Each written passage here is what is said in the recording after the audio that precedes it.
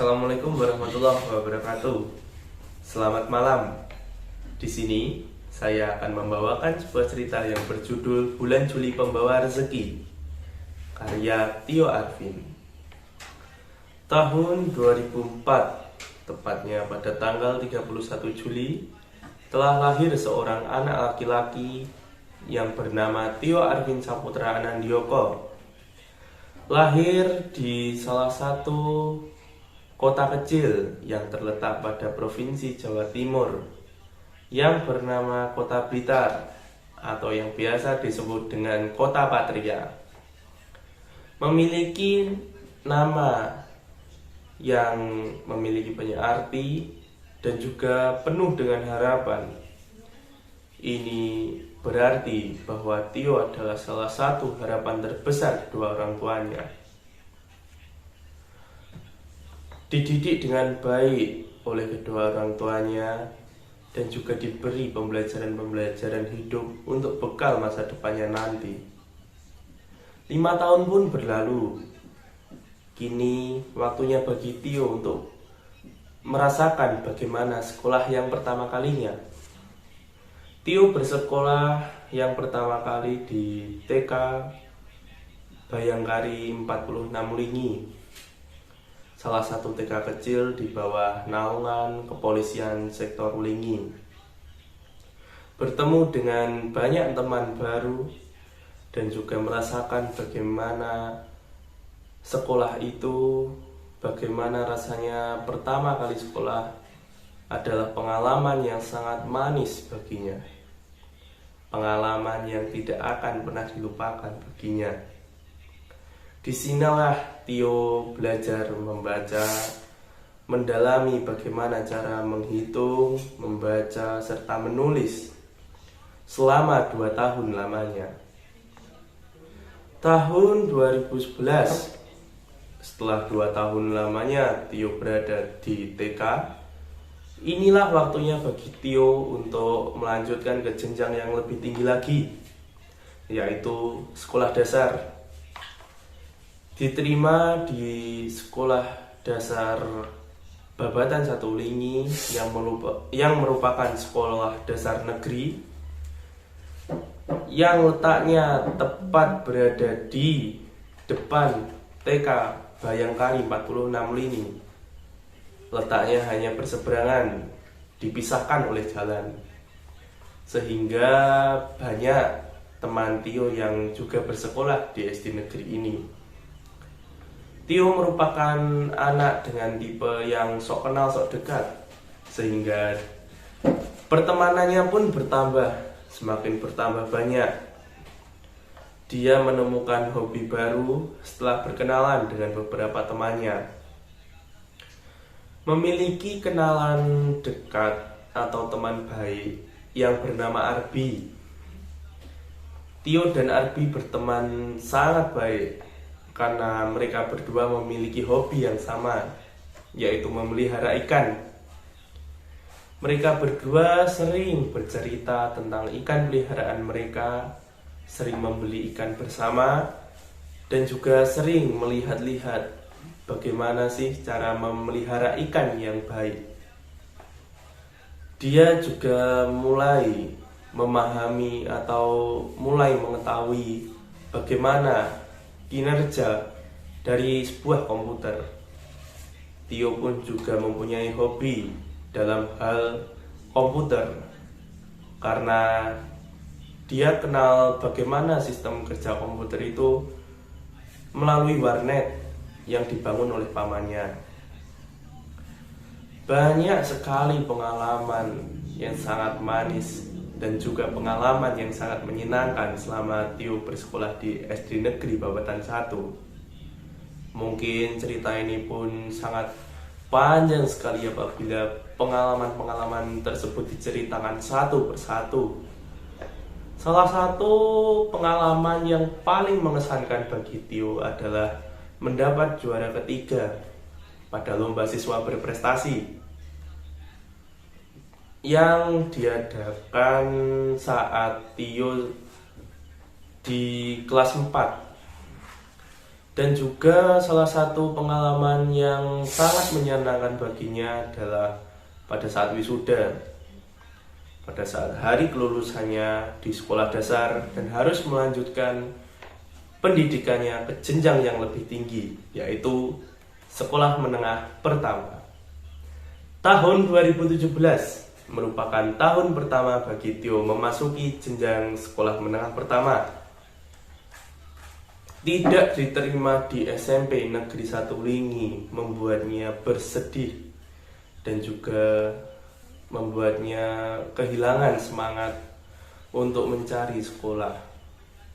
Bingung ingin sekolah kemana lagi.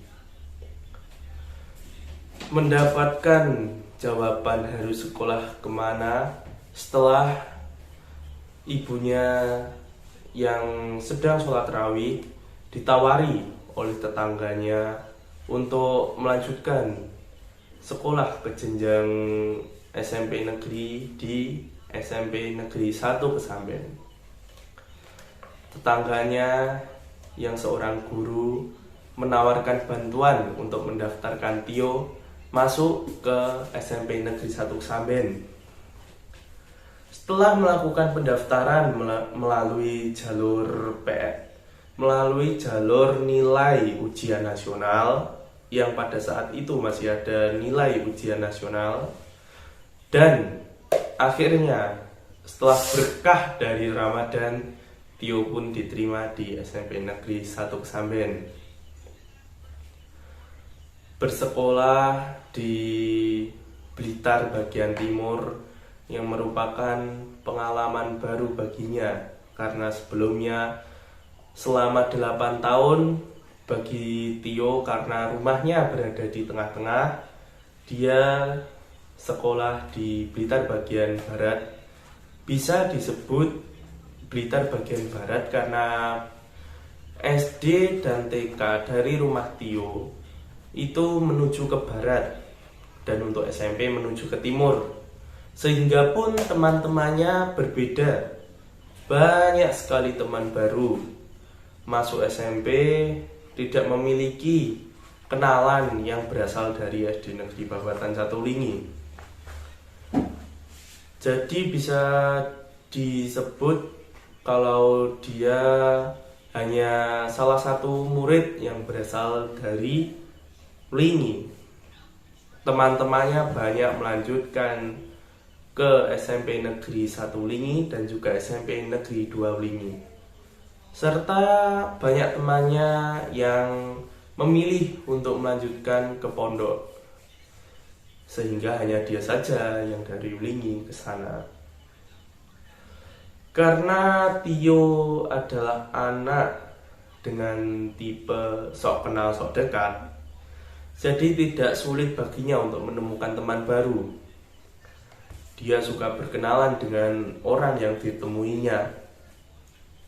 Bahkan saat awal masuk pun, sebelum pembagian kelas, dia pun sudah kenal dengan salah satu temannya, namanya Aldi.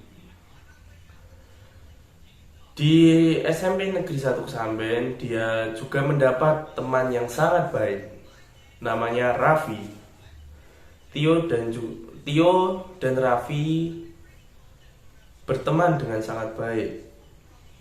Mereka mempunyai hobi yang sama, yaitu di bagian komputer atau hobi tentang komputer.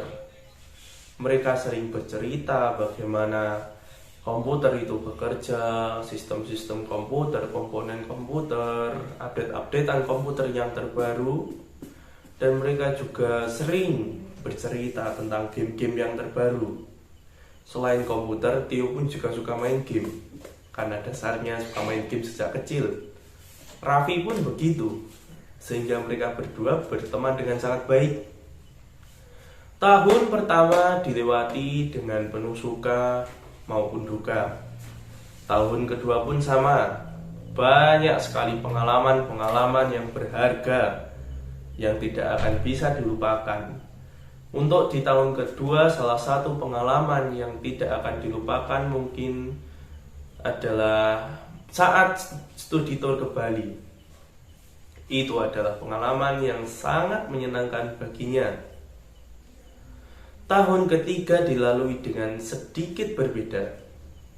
Ini karena di tahun ketiga, saat sebelum ujian nasional, COVID-19 mulai menyerang. COVID-19 mulai menyebar dan juga menjadi pandemi. Tahun 2020 merupakan tahun pembuat luka bagi bangsa Indonesia dan juga dunia. Penyakit yang awalnya berasal dari satu negara menyebar ke berbagai negara dan menjadi pandemi baru.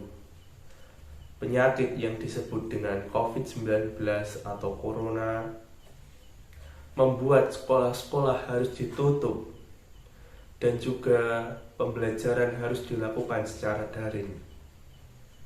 Pada tahun ini pun Tio harus melanjutkan sekolahnya ke jenjang yang lebih tinggi, yaitu sekolah menengah atas. Diterima di SMA Negeri 1 Kesamben berkat pendaftaran melalui jalur afirmasi untuk pekerjaan orang tua sebagai perawat. Mempunyai ibu yang seorang perawat, ibunya meminta surat keterangan bahwa ia adalah salah satu perawat di RSUD Mardiwaluyo.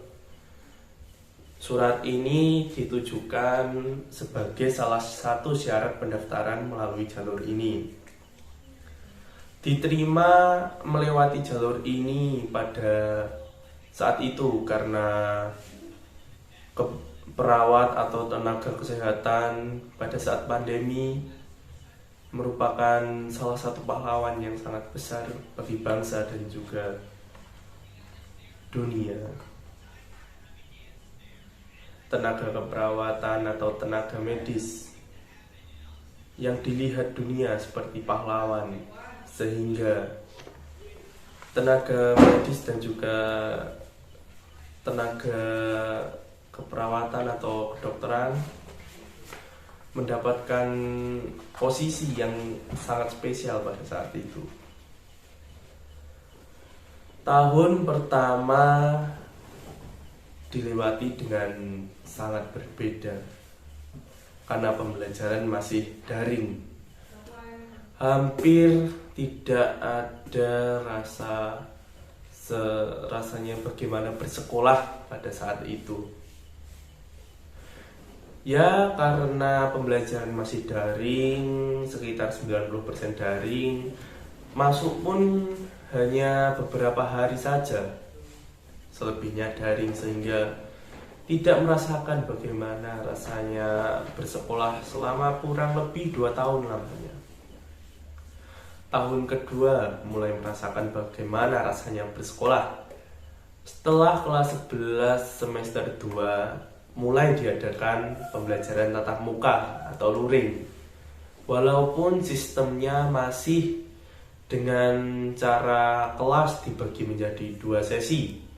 Untuk sesi pertama digunakan untuk presensi 1 sampai 18.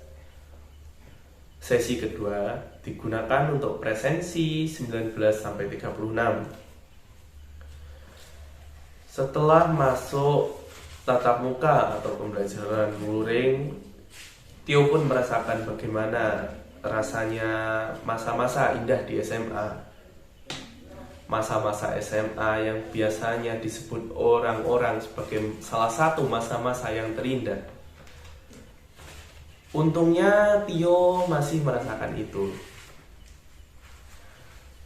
Masuk di kelas MIPA 6 setelah penjurusan sebelum kelas 10, berkenalan dengan banyak teman baru dan juga memiliki teman yang memiliki berbagai sifat lucu, absurd, seru, dan masih banyak lagi. Pengalaman-pengalaman yang sangat seru. Suka dengan wanita, maklum karena Tio adalah seorang laki-laki.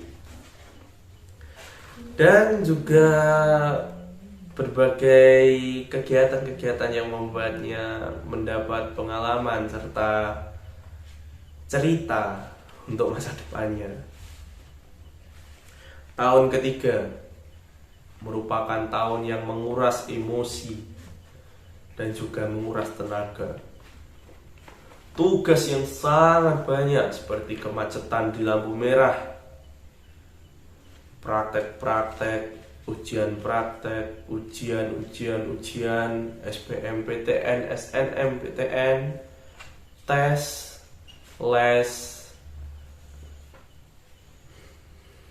jurusan kuliah, akan kuliah di mana, diterima atau tidak, nilai yang semakin menurun atau semakin menaik tergantung dari kita, dan masih banyak lagi.